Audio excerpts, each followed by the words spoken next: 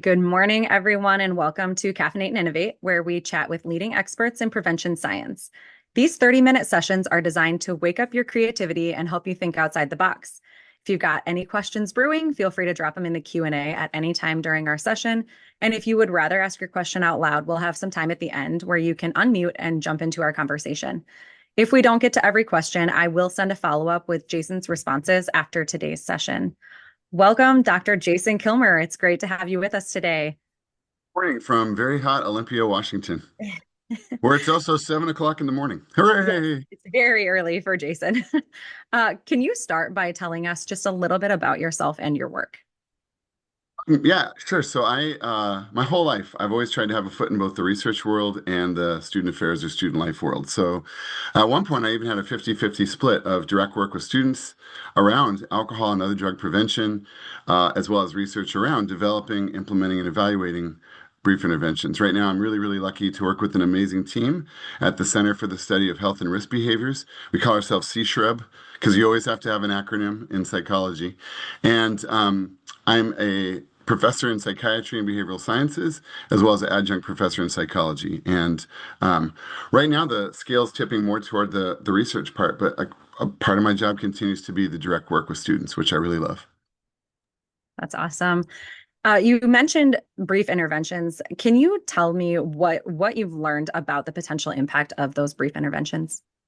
Always funny to answer that question briefly, which I know I need to do, but the bulk of what we do is informed by Bill Miller and Steve Rolnick's motivational interviewing. And where you started seeing real advances made in the college student drinking prevention field was when Dr. Alan Marlatt, who I was lucky enough to have as an advisor in grad school, started saying, let's test these brief interventions. What happens if someone, they're their own best expert on themselves. So how might we prompt consideration of change or even commitment to change, whatever that change might wind up being? So they're very non-judgmental. They're very non-confrontational. It's all about eliciting from the student or the person. If you were to change, what would be in it for you and what would that change look like? And the data surrounding brief interventions like that show lasting change in reductions, both in use and consequences related to alcohol, cannabis, and so on. Thank you, Jason. In addition to that, can you talk about the role of misperceived norms in college student substance use trends? I was in the late 1980s that a number of norms experts, Alan Berkowitz, Wes Perkins, Corinne Johannesson, Michael Haynes, Jeff Linkenbach, demonstrated that there were really pronounced misperceptions between what people thought everyone did as well as what they thought everyone believed. And when people think, well, everyone uses weed or everyone drinks, they're probably more likely to use themselves because they want to fit in. And if you can correct and put a spotlight on the actual norm, if you can correct that misperceived norm, not for everyone, but it can lead to them actually making changes in their behavior. We also know that when people think that those that do engage in a behavior like alcohol use drink more at like a higher level, they're more likely to drink at a higher level as well. And so similarly, decades of research show that when you can correct that misperceived norm, that can have an impact on people's behavior as well. Thank you. I believe it's been 12 and a half years since Washington legalized cannabis for non-medical purposes. And in that time, can you kind of talk about what you've learned? That could be its own dedicated hour, and I know we don't have that. So my lightning round answer is products have changed a lot, and our terminology has changed a lot. When legalization happened, most surveys and assessments or measures of cannabis use talked about marijuana use, but they also would ask things like, do you smoke marijuana? And someone that uses edibles every day can say nope, and they're not lying, but we've missed their daily use.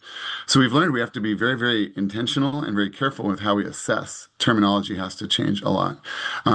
What does your cannabis use look like? Have you used or do you use cannabis? And if you talk about cannabis, it's defining it. When we say cannabis, we mean, and then you put in whatever maybe regional terms people might use. The other thing we've learned certainly is that the range of products and methods of use have changed a lot. I feel like when retail stores opened, it was smokable bud or flower and like the occasional edible. And now there are, vape devices. There are high potency concentrates. Dabbing is a verb because there are dab pens people can use. And finally, just to keep it a quick answer, I think that's the other thing is that we've seen that potency has gone through the roof. In the 1970s, THC concentrations were 1.5%. In the 80s, 2 to 3% THC. In the 90s, 4, 5, 6%. Smokable butter flower, about 20 to 30% THC is the typical range that we see. And we used to say that for concentrates, it was 60 to 90%. An article that came out in January nudged up that bottom realm to now 70 to 90% being the typical range. We hear people say things like, well, it's natural and it's just weed. None of that occurs in nature. And what the data show is that it stopped being just weed a long time ago. Thank you. And in relation to those changes, how has first cannabis legalization and then also the change in potency impacted collegiate substance use? For college students, any one school knows their own data best. And when you look at nationwide data, the brand new update should come out any day. I checked yesterday to see if it had come out, and it hadn't come out yet. But from the Monitoring of the Future study out of the University of Michigan, it's just shy of 40% of college students that report any past year use of cannabis. Most students don't use. And there is that very, great misperception that everyone uses. Very much not the case. Sandra Wolfson is a researcher who 25 years ago showed that the most pronounced misperceptions of cannabis use come from those that use most frequently. What we have seen, and I was lead author on an article that showed that after retail stores opened, so what we called after implementation of legalization, among 18 to 25-year-olds, any past year cannabis use increased over time. When we look across cohorts of 18 to 25-year-olds, at least monthly use increased, at least weekly use increased, and even daily use increased. And I've heard people say, well, is it just the more people are trying it? They're trying it, they're initiating use. Once they start using, they're using with increasing frequency. And in our publication, we showed the endorsement of at least 2 symptoms associated with cannabis use disorder increased as well. So we would never diagnose someone from a survey, but since 2 or more symptoms meets criteria for cannabis use disorder, I think we can say that, our rates are a little higher than those national norms for young adults. They're in the upper 40s, but it's still the case that most people aren't using. And so we really try and make sure that that doesn't get lost in the narrative. Yeah, and with these higher potencies, are we seeing any changes in the effects of cannabis use? I think the thing that people are most aware of, and certainly I must say anxious about, is the impact on mental health. Marta DeForty and her team published research that looked at, we typically look at high potency cannabis as anything over 10% THC. So the norm is these high potency products. She showed that daily use of cannabis over 10% increased the odds of developing a psychotic disorder 4.8 to 5.8 times. If you're rounding, 5 to 6 times greater than people that don't use it all. She has even suggested with some of their research there can be a causal link between these high potency products and psychotic disorder. Lindsay Hines in the United Kingdom has showed that the more often people use products over 10% THC, the more they're experiencing a range of not only things like cannabis use disorder, but onset of generalized anxiety disorder. And I was part of a group of researchers from both the University of Washington and Washington State University that looked at a consensus statement. And we determined really as a group that these high potency products are no joke, especially before the age of 25. Our brain develops throughout life, but especially because of brain development up to and through 25. Anything we can do from a prevention standpoint to delay the initiation of use. In other words, how do we keep those who are abstaining continuing to abstain? The science would really support that. Yeah, and on that note, given the substantial, potency of current cannabis products, what are some ways that we can reduce the impacts of cannabis use? That's another hour-long topic. I do think the efforts to correct misperceived norms are important. Most people do not use. And no matter what age group you look at, that's the case. And so there are things that can contribute to those misperceptions, including things like public use. And so the second thing on top of correcting misperceived norms is, whatever laws, policies are still out there, enforce those. Because when they're not enforced or when there seems to be mixed messages, people don't know what to do. Yes, we've had legalization for 12 and a half years. Public use is not permitted. It's illegal to drive after use or certainly while using. And so I think that making sure that people understand that things that are out there that need to be enforced are being enforced, that if that's happening, that's important as well. We've done a lot of research for using brief interventions to look at what if when people are using, um, are there ways to, reduce some of the unwanted outcomes that they're experiencing, including maybe deciding to stop? There's a lot of interest in tolerance breaks or tea breaks. My friend and colleague Tom Fontana at the University of Vermont developed a tea break guide that people who are considering calling time out on their cannabis use. Notice that I actually did call time out. The visual aids are important during this presentation. And I have a colleague, Catherine Walakevich-Dienst, who's actually researching how do these tea breaks work for people. So I think there's a number of things that can be done. And that's the key. It has to be a mix of strategies. It can't just be one thing. Thanks, Jason. I'm going to switch gears a little bit and just talk about general trends. So what are some of the current trends you're seeing regarding college students' substance use with both cannabis and then all other substances? Every time someone says, how many college students report alcohol use? To me, I give them the flip side for sure. So the most recent study we have is from Monitoring the Future, and it's about three quarters, 75%, if you're rounding, of college students say that they drink alcohol at least once in the past year. What's the flip side? 1 in 4 students don't. So whether they are students that have abstained their whole life, if they're students in recovery, if they're students who've tried alcohol but it's been more than a year, I think it's really important for students who don't drink to know they're not alone and to feel supported in the decision to not drink. You heard me say with cannabis use, it's 39% and change, under 40%. Over 60% don't use. So I really feel like what gets portrayed in every movie about college, every TV show, social media post, the drinking, the substance use. That's not what everyone does. That's not what most people do. And I do think that one of the groups that is getting a much louder voice are students in recovery. What can we do to support students in recovery? It's very, very clear that substance use is associated with academic success. So when upper level administrators say, I want to be the biggest champion ever for student outcomes, for graduation rates, for retention, they also need to be a champion for alcohol and other drug prevention because what we do about substance use will pay dividends in the classroom. That's a very, very great point. Hi Um, there. Thanks, everybody. It's been a good. Thank you, Jason. Thank you. Um, I'm gonna ask a question too about I know that there's been obviously a rise in fentanyl and fake pills. Can you talk a little bit about how this has impacted collegiate substance use? We need to go where our data lead us. And so there's a very intentional effort to make sure that people, if you're friends with someone that uses opiates, have Narcan on hand, have a plan for what do I do if there's an overdose or anything like that. How do you recognize signs of an overdose? And knock on wood, as I say, that the percentage of students that endorse intentional opiate use is so low on college campuses. So if we want to make sure that people understand how to recognize signs of an opiate overdose, how do they recognize signs of an alcohol overdose or a cannabis induced?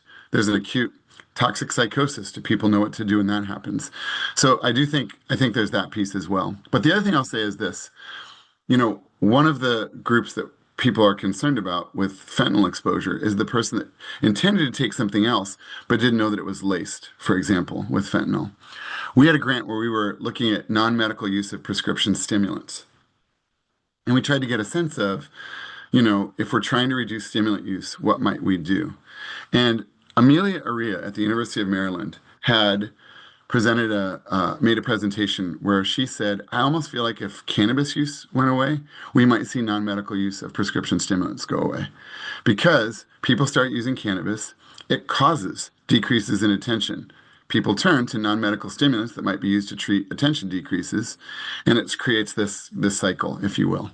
So we looked at students with any non-medical use of prescription stimulants in the last year. We learned that 86% of them had also used cannabis in the past year. About 2/3 used cannabis in the past month. 86, 87, 80% reported heavy episodic or binge drinking. So if someone says, I took a stimulant at finals, do we think they have, in quotes, a stimulant problem? Likely not. But are there other things going on? Absolutely. And disclosure of something like that might suggest maybe what we do to reduce high risk drinking, maybe what we do to reduce cannabis use will pay dividends in additional substance use as well. My colleague, Dr. Christine Lee, has shown that decisions people make about will I use this substance or not, when they've also been drinking, they're more likely to use that other substance. So I do think that um, whatever we do on college campuses about opiates needs to be a complement to and not in lieu of what we do about other substance prevention. Thanks, Jason. Welcome. Can you talk about some things that you're doing that others are not? It's a hard question. I don't know that, I mean, because I do hope other people are um, using these non-judgmental, non-confrontational approaches. I do hope that other people are, really meeting students where they're at and recognizing they're their own best experts in what they do. I do think that we've tried as a team to keep innovating, to tie into the title of your series. I think trying to look at some of the, in quotes, cutting edge opportunities. We're working on something right now to look at as people are debating cannabis use. Um, how can we really use everything from cell phones to text reminders to you name it to deliver interventions without a face-to-face interaction with a human being? So I've got to believe there's lots of creativity out there. I think that we are really trying to go where the science takes us. And the good news is there's a lot of important science out there that tells a pretty clear story. So that science matters, and it's just putting a spotlight on it wherever we can. That I'll amend my answer to also say that's the other thing I think we really do try and do is how do we put science in the hands of people that could use it? And so bridging the gap between science and practice is really important. And so when we get the chance to present to a town hall meeting, we take it. When you get the chance to present to a group of students who aren't in college, I had to present to middle school students. First, that's really scary. And second, we take it because how do we make sure that the science gets out there? Thank you. And then I have one last question for you, Jason. What are some strategies that our attendees today can take with them to implement in their work? Especially if it's about cannabis use, and especially if by no means is just this one strategy, motivational interviewing, but in motivational interviewing, we talk about the ORs as the basic strategies. It's open-ended questions, affirm, reflective listening, and summaries. So often, when we're pressed for time or when we really want to help, we ask closed-ended questions. Have you thought of trying this? That's a closed-ended yes/no question that communicates, I think you should try this. Versus, what have you thought of trying? You don't think you have a problem, do you? Who's going to say yes to that? I'm going to go with no. So thanks for asking. How do you feel about your substance use? So when we try and ask questions about, I had some like in quotes bonus slides just in case we needed them.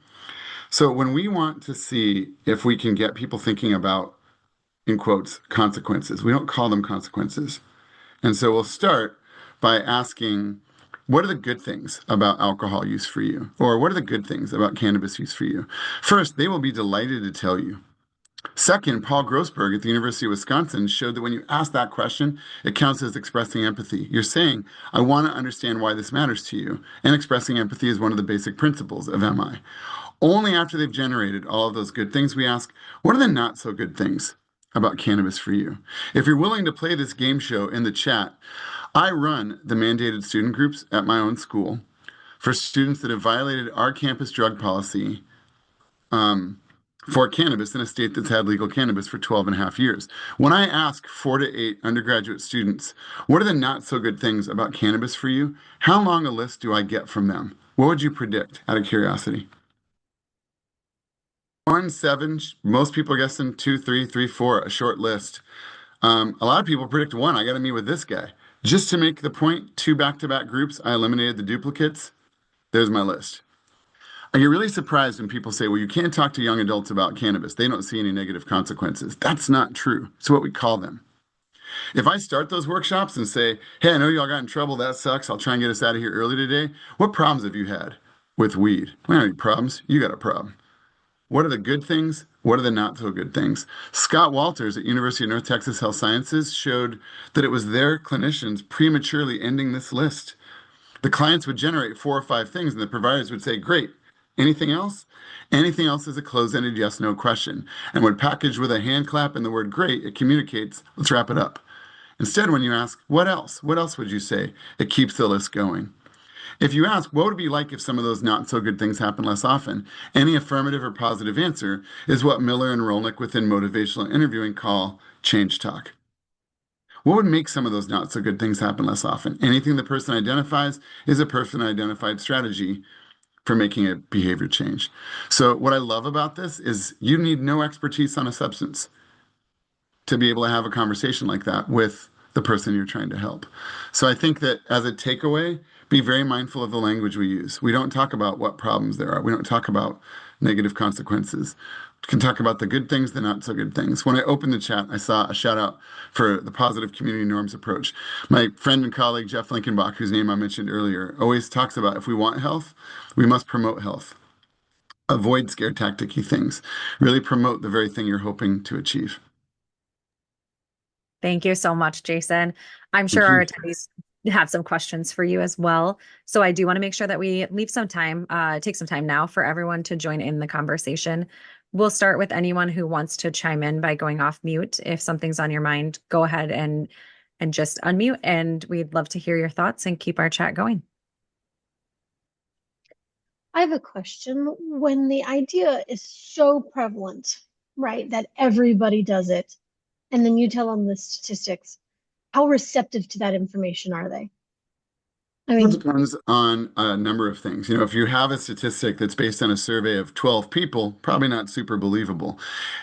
Share, this comes from share the date and time, a June 2025 survey of, put the sample size of 800, whatever it might be. So really make sure that people understand where the data come from. I think when we present in groups, we get people thinking about how do we notice what we notice. I'll cite Jeff Linkenbach's name again. I remember the first time I heard him describe, if you're on the freeway for 30 minutes and traffic's actually moving, what are the cars you notice? People tend to say the ones blowing by me, weaving in and out of traffic. How many of those do you see in 30 minutes? 5. What's the first thing we say when we get out of the car? No one knows how to drive around here. What's wrong with people? We don't notice the hundreds doing exactly what we're doing. We don't notice the ones going slower than us because they're all behind us. The same thing can happen. You walk through downtown Seattle, there's 3 people using weed in public, and you're like, wow, everyone smokes weed in Seattle. No, they don't. Those 3 people did. That's the speeding car. That's the driver going in and out. So if you can get people thinking critically about how we notice what we notice, you go to a stadium as we approach football season in 6, 7 weeks. All those visiting fans were terrible. Well, no, there was one guy sitting behind me that wasn't very nice. But we generalized to that car. So I think if you can get people thinking critically about how we notice what we notice, then they might start to recognize what it is, what contributes to their perceptions. I'm in a school of 50,000 students, 4,000 are in fraternities and sororities. There are data that show that fraternity and sorority life does tend to report more alcohol use than others. And they make up 4,000 students of our 50,000 population. So even if they do go to a party where they might see more people drinking, they're not seeing the 46,000 plus not at those parties. And so it's really getting people thinking critically about the norms. Thanks, Jason. We do have a couple of questions in the chat, but if Do anyone else lightning round again.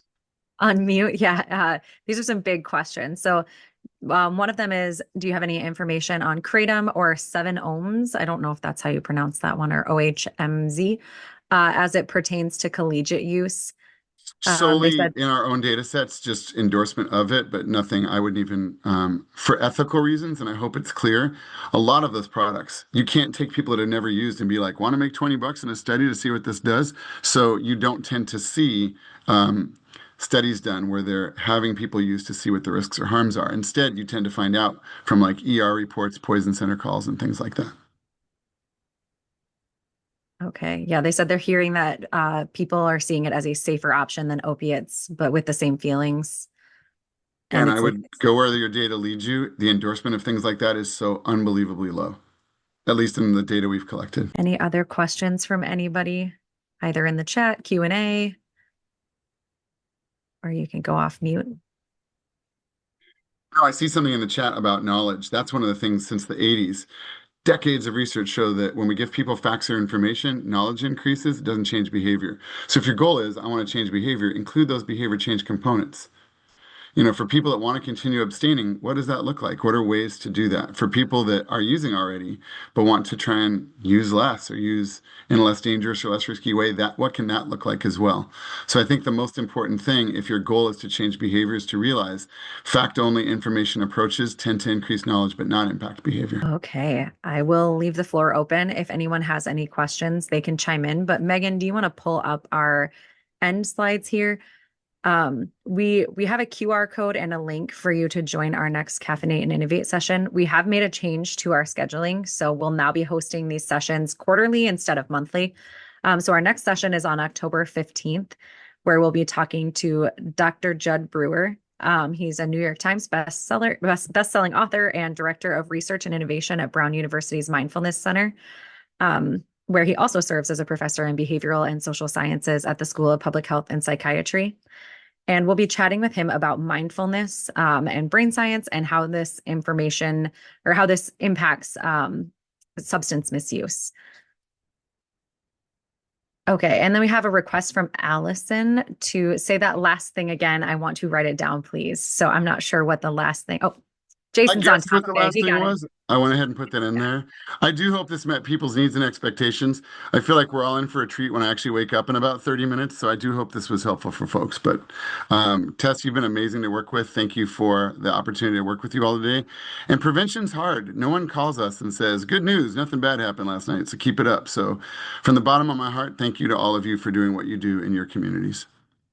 Thank you so much, Jason. It has been great to chat with you this morning. And I'm sorry to get you up so early. It's okay. What do I do now? No one else is up. Got lots of time. Yeah, I'll email people. Why aren't you on email? What's happening? Awesome. Well, you must have done an amazing job answering your questions, Jason, because we don't have a lot of follow-up. Oh, we have one. What's your Oh, there favorite we go. website for prevention strategies? Hmm. Well, it's biased because it's for colleges. The National Institute on Alcohol Abuse and Alcoholism developed the College Alcohol Intervention Matrix. And so they have college drinking prevention.gov. That's our go-to, but that's for us on college campuses. I mean, that's literally, since you asked, that's my favorite website. That's a little nerdy to have a favorite website for prevention strategies, but that does tend to be the go-to for us on college campuses. Awesome. All right, Jason, we are at 7:30 your time, 9:30 ours. So I will let you go and thank you so much for this. Q, I hope everyone has a great rest of your summer. You too. Thanks.